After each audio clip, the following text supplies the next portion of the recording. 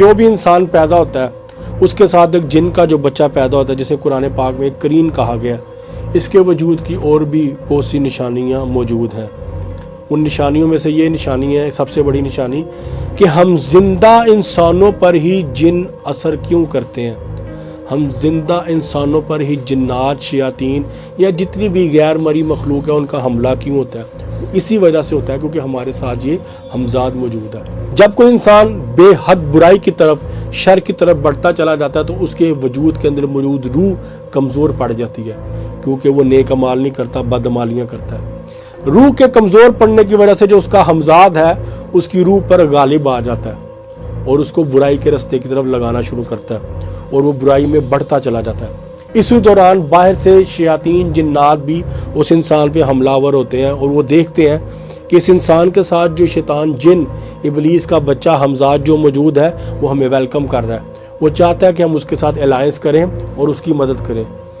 پھر وہ باہر کے شیطان، جنات اس انسان کے ہمزاد کے ساتھ اٹیچ ہو کے اس کو گمراہ کرتے چلے جاتے ہیں اور اس کو برائی کے رستے کی طرف لگاتے چلے جاتے ہیں۔ اس حوالے سے بھی سورہ زخرف کی آیت نمبر 36، جس کا میں بے شمار پروگرامز میں ذکر کر چکا ہوں، سورہ زخرف کی آیت نمبر 36 میں اللہ رب العزت فرماتے ہیں کہ جو بندہ مجھ رحمان کی یاد سے، اللہ رب العزت اپنے بارے میں یہ بات کر رہے ہیں کہ جو بندہ مجھ رحمان کی یاد سے،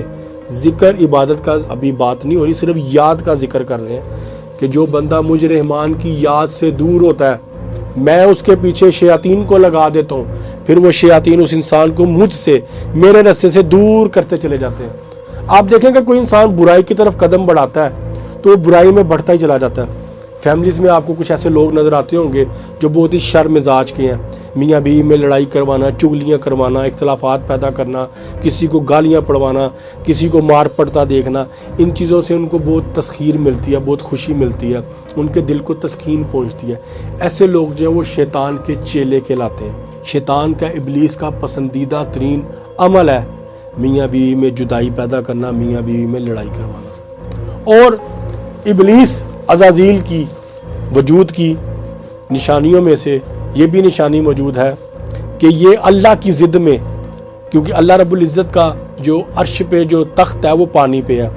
اسی وجہ سے روئے زمین پہ بھی یہ اپنا تخت جو ہے وہ پانی پہ لگاتا ہے۔ روز رات کو یہ اپنے تمام شیطان حواریوں کو، جنات کو بلاتا ہے۔ ہمارے سونے کے بعد ہمارے جسم سے ہماری روح بھی کچھ لمحوں کے لیے نکلتی ہے اور ہمارا ہمزاد بھی نکلتا ہے۔ تمام لوگوں کے ہمزاد اور تمام شیطان، جنات اس کی بارگاہ میں، ابلیس کی بارگاہ میں اس کے پاس جاتے ہیں، وہاں پہ حاضری دیتے ہیں پانی پہ، اور وہ ان سے پوچھتا ہے کہ تم نے سارا دن میں کیا کیا کیا۔ وہاں پہ پھر اسے پورے دن کی پروگریس رپورٹ ملتی ہے۔ پھر جس جن نے یا جس ہمزاد نے میاں بیوی میں اختلافات پیدا کروایا ہو یا ان میں جدائی کی معاملات کروائے ہوں، ان کو یہ اپریشیٹ کرتا ہے اور ان کو انعام سے نوازتا ہے۔ اب یہاں پہ ایک سوال پیدا ہوگا کہ اگر سونے کے بعد ہمارے جسم سے ہماری روح اور ہمارا ہمزاد نکل جاتا ہے، ہمزاد کے بارے میں تو چلے لوگوں کو پتہ نہیں، اگر روح کی صرف بات کریں